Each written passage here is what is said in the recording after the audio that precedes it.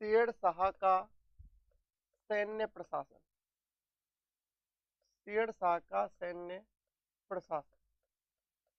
सूरी के सैन्य प्रशासन की विशेषता क्या थी कि शेरशाह ने अलाउद्दीन खिलजी के, देखना दोस्तों, एक की सैन्य नीतियों को लागू किया, एक की सैन्य नीतियों को लागू किया, सैन्य नीतियों को लागू किया,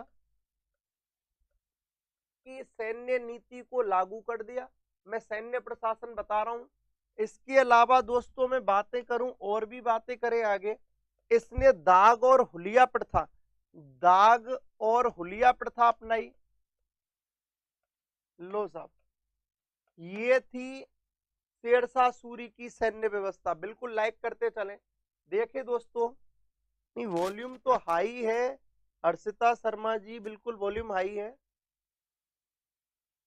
अच्छा इधर देखें, आगे अपन बात करें शेरशाह का सैन्य प्रशासन। देखें शेरशाह की प्रशासनिक व्यवस्था समझे अपन, तो शेरशाह के बारे में अपन ने देखा कि शेरशाह ने अलाउद्दीन खिलजी की सैन्य नीतियों को लागू किया अपने शासन में, दाग और हुलिया प्रथा अपनाई, सीधी भर्ती प्रक्रिया अपनाई, सेना को 16 छावनियों में बांटा। देखो पता कैसे क्वेश्चन बनता है, निम्न में से शेरशाह सूरी के बारे में कौन सा कथन असत्य है, तो 3 तो इनमें से सही सही लिख देगा और एक अलग लिख देगा। तो आपको जो अलग होगा ना वो छांटना है, यही बन गया क्वेश्चन। ऐसे तो पूछता है निम्न में से कौन सा शेरशाह सूरी के सैन्य प्रशासन के बारे में असत्य है, या फिर कौन सा सत्य है, इन 4 में से एक लिख देगा, बाकी 3 अलग अलग लिख देगा। तो आपको इनमें से सिलेक्ट करना है, ऐसे बनते हैं क्वेश्चन। ठीक है, आप स्क्रीनशॉट लें, आगे बढ़ते हैं। कैसे आवाज कम आ रही है दोस्तों? आवाज तो खूब आ रही है।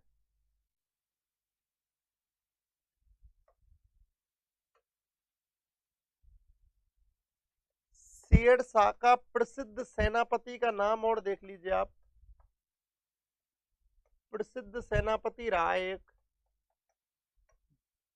ये ब्रह्मजीत गौड़, इसका प्रसिद्ध सेनापति रहा है, ये याद कर लेना। शेरशाह का प्रसिद्ध सेनापति कौन रहा है? ब्रह्मजीत गौड़ रहा है।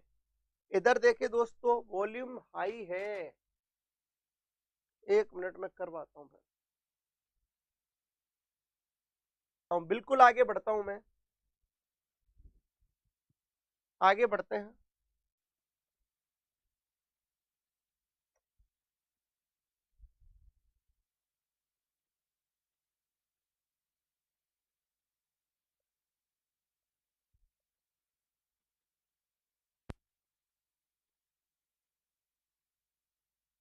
शेरशाह की भूराजस्व व्यवस्था समझ लो दोस्तों। आवाज बढ़ा दी गई है, बिल्कुल आवाज बढ़ा दी गई है।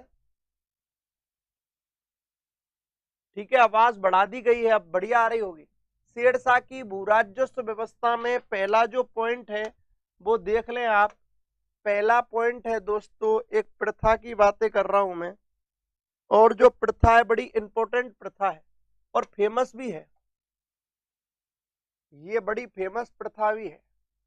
ये आपको जब आप भारत में या राजस्थान में 1857 की क्रांति पढ़ोगे, वहां पर भी इसका जबरदस्त जिक्र होगा।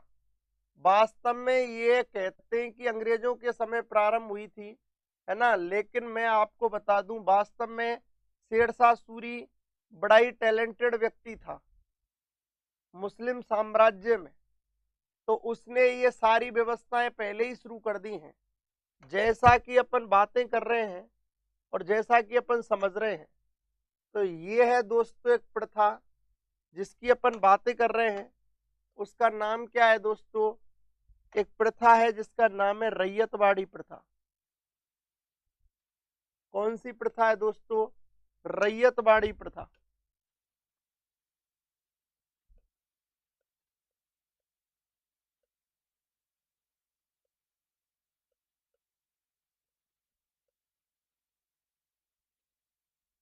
रैयतवाड़ी प्रथा या व्यवस्था, या मैं इसको एक नाम दे रहा हूं व्यवस्था, रैयतवाड़ी व्यवस्था।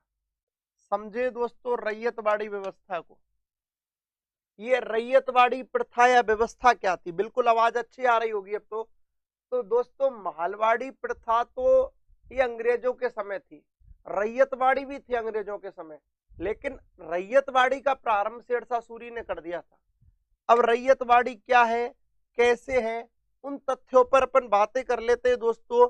रैयत का जो शब्द है, अच्छी तरीके से समझना, जो रैयत है ना, रैयत का अर्थ है कृषक, बाड़ी का अर्थ है बंदोबस्त। समझे दोस्तों आप, रैयत का अर्थ है कृषक, बाड़ी का अर्थ है बंदोबस्त। रैयत का अर्थ है कृषक, बाड़ी का अर्थ है बंदोबस्त। रैयत बाड़ी, रैयत बाड़ी प्रथा या व्यवस्था, अर्थ कृषक और इसका अर्थ क्या है, बंदोबस्त है। वास्तव में शुद्ध रूप से रैयतवाड़ी है क्या, तो उन सभी तथ्यों में मैं बातें करता हूं। रैयतवाड़ी दोस्तों या रैयतवाड़ी का अर्थ क्या है,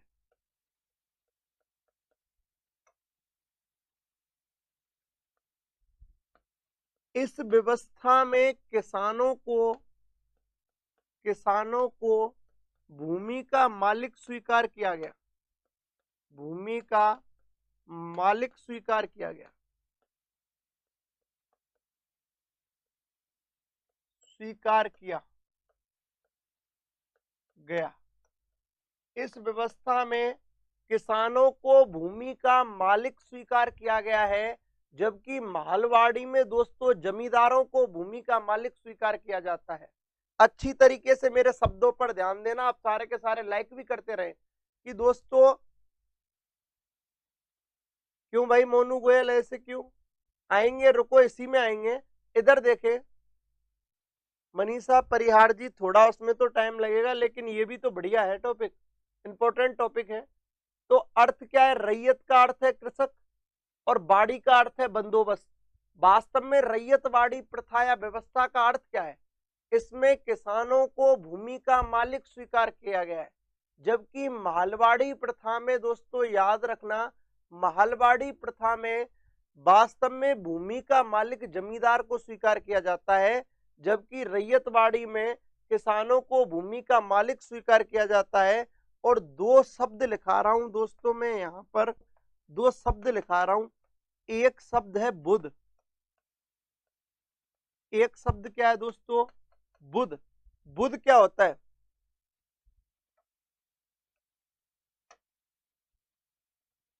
फसल योग्य भूमि, फसल योग्य भूमि जो बोई गई है, जो बोई गई है। बुध क्या है दोस्तों, फसल योग्य भूमि जो बोई गई है, ठीक है। और एक आता है दोस्तों, याद रखना, नाबुध। एक आता है दोस्तों क्या, नाबुध। ये है नाबुद। ये नाबुद क्या होता है, अच्छी तरीके से समझना। वह क्षेत्र जहां फसल खराब हो गई है, वह क्षेत्र, वह क्षेत्र जहां फसल खराब हो गई है,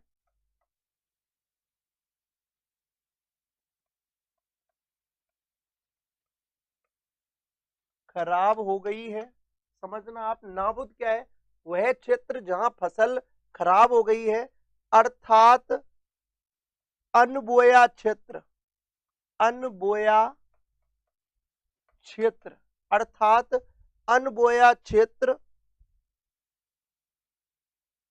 जिसका ध्यान रखा जाता है, जिसका ध्यान रखा जाता है। अब आप कह रहे होंगे साहब ध्यान क्यों रख रहे हो, समझे आप लोग इस चीज को। शेरशाह सूरी का एक सिस्टम था। शेरशाह सूरी एक बात हमेशा बोलता था कि चाहे कैसी भी जमीन हो, हम लोग जब कर का निर्धारण करें तो उदार हो जाएं, लेकिन कर को ले तो हम लोग क्या होने चाहिए, कठोर होने चाहिए। निर्धारण चाहे उदारता से कर दो, लेकिन जब अपन कर लें तब उदार मत रहो। दोस्तों याद रखना, इसने पहले ही नियम बनाया था कि हम लोग कर केवल कहां से लेंगे, बुध से लेंगे। बुध यानी कि फसल योग्य भूमि, जहां फसल बोई जा रही है। फसल योग्य भूमि जो बोई गई है, अर्थात जिससे अन्न प्राप्त हो रहा है, जिससे अनाज प्राप्त हो रहा है, उसी से अपन कर लेंगे। जो नाबुद क्षेत्र होगा उससे हम कर नहीं लेंगे। मैंने इसीलिए कहा जिसका ध्यान रखा जाता है वह क्षेत्र जहां या तो अकाल हो, बारिश पड़ गई हो ज्यादा, फसल खराब हो गई हो, ओलावृष्टि हो गई हो, या वह क्षेत्र जिसमें भूमि यानी कि जो भूमि है वो क्या है, फसल योग्य नहीं है, उन क्षेत्रों को छोड़ दिया जाता था कर से। और बिना यानी कि नाबुद क्षेत्र से कभी कर नहीं लिया जाता था। किसके समय, शेरशाह के समय, क्योंकि शेरशाह की कर निर्धारण की नीति बड़ी उदार रही है। शेरशाह हमेशा किसानों के पक्ष में रहा है। शेरशाह ने किसानों को जमीन का वास्तविक मालिक स्वीकार किया है। ये बात रैयतवाड़ी प्रथा से स्पष्ट होती है। समझ रहे हो, ये बिल्कुल स्पष्ट है। इसीलिए आप लोग सारे के सारे लाइक भी करते रहे। तो रैयतवाड़ी प्रथा उम्मीद करता हूं पूरी तरीके से समझ में आ गई होगी। अर्थात वो पूछ ले कि रैयतवाड़ी प्रथा के तहत जो शेरशाह था वो कौन सी भूमि से कर लेता था, तो बुध भूमि से। बुध भूमि फसल योग्य भूमि है जो बोई जाती है, जबकि नाबुद क्या है, वह क्षेत्र जब फसल खराब हो गई है, अनबोया क्षेत्र है, जिसका ध्यान रखा जाता है कि यहां से कर नहीं लेना है। स्क्रीनशॉट लें।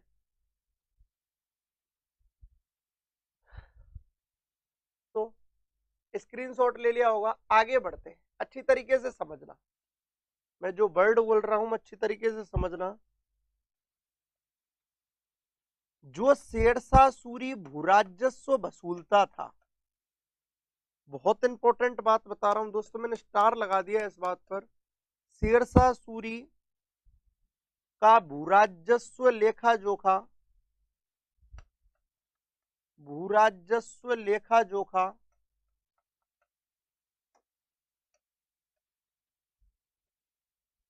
ये दो भाषाओं में है।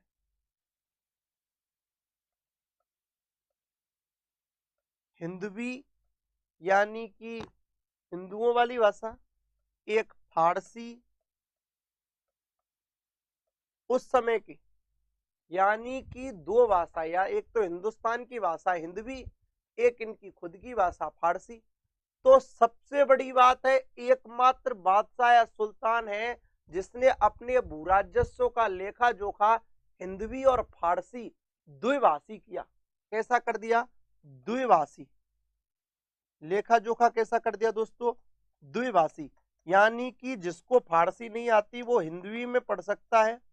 हिंदवी और फारसी दो भाषाओं में इसने भूराजस्व का क्या कर दिया, लेखा जोखा कर दिया। और याद रखना दोस्तों, द्विभाषी राजस्व जो अभिलेख था, मैं ऐसे लिख रहा हूं इसको कि द्विभाषी राजस्व जो अभिलेख था वो क्या कहलाता था। तो दोस्तों याद रखें, दो भाषाओं में द्विभाषी लैंग्वेज में रखने वाला सुल्तान या बादशाह कौन हुआ दोस्तों, शेरशाह सूरी। शेरशाह सूरी अपने भूराजस्व का लेखा जोखा एकदम फेर रखता था कि कोई भी आकर देख ले कितना सही मामला है। हिंदवी और फारसी दो भाषाओं में रखता था। और इसी द्विभाषी राजस्व जो लेख था उसको कागजे खाम कहा जाता था। क्या कहा जाता था, कागजे खाम कहा जाता था।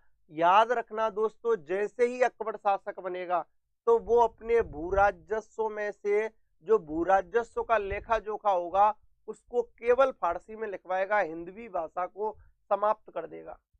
हिंदवी भाषा को क्या कर देगा, समाप्त कर देगा। अर्थात मैं आपको बता दूं, अकबर ने राजस्व अभिलेख में, नोट,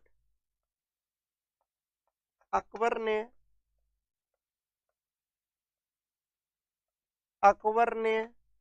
राजस्व अभिलेख